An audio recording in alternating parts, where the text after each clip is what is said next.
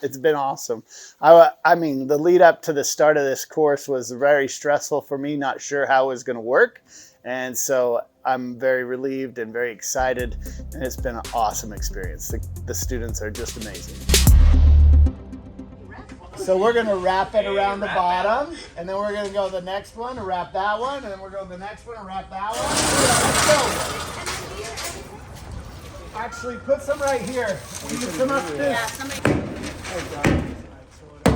At the beginning, what they're learning is muscle memory, right? How to do certain things. So it's an accelerated program to get them to learn how to do it, and then to practice the right ways to do it.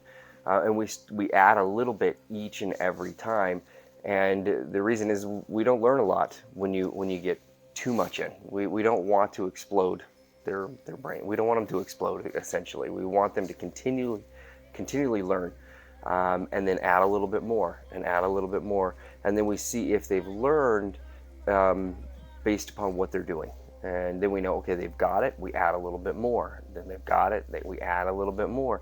The reason is because that's what they're going to be doing out there. But we want them to have good knowledge, a good knowledge base before they get out there. Friday went really well. We wrapped the houses with the waterproofing. That's to help the water not get in or get out both ways. And so it's important we have that. And they learned the importance of that and went through that with staplers and just being able to understand the process. And then the best part they loved was working on HVAC. And so we had Coronado Air Conditioning and Heating come in, and they gave us helped us understand how to install a mini split, and talked with the students about how air conditioning works, especially in a mini split. And the students really were engaged. There is a simulation going on to simulate the way a job site looks, or to simulate certain things that make the students act a particular way. Like spatial. One of the questions that I also get asked is, why are the buildings so close together right now? And we designed that because your brain has spatial memory, and we want to make sure that they have the ability to recognize that the work environment is a particular way. They've got 8-foot sheeting that has to go in a 2-foot spot.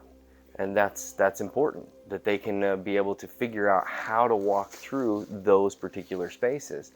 There are some job sites that we get on in the construction world where there is zero space, and they've got to figure out how to do the same thing. If I could squeeze it even more, I would like to, but we're going to leave it at the space that it's currently at. So serious.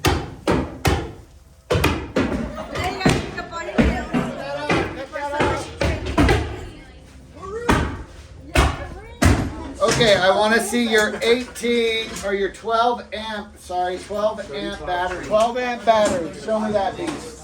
We want to make sure that they're taking care of their tools. These tools will become theirs at the end of the process. And so if they'll take care of them, they'll know about them, understand where they're at, then those tools will last them a long time. And so over the course of the last 3 weeks, every now and then a student would come, hey, I'm missing this. Hey, I'm missing that. And I'm pretty sure no one's stealing. But having them go through those tools to make sure they have theirs, it was a really good process. One of the students said, I thought this was going to be stupid. And then they realized that, oh, all these different tools had been mixed up in their stuff. They get so involved in the work, they're not keeping track of their tools. So someone might put it in their thing thinking it's theirs. And so going through the tools was important, number one, to help them find their tools that they've lost, but also to help them understand what the tools are, because we still haven't used all the tools. So calling them by name, just reinforcing that for them. It's hammer time. Yeah. It's hammer time. That's right.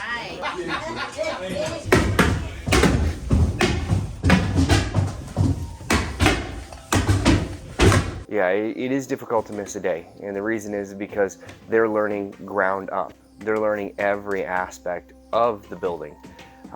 And one of the problems I think we have in construction is that each subcontractor doesn't necessarily know what the other subcontractor is doing.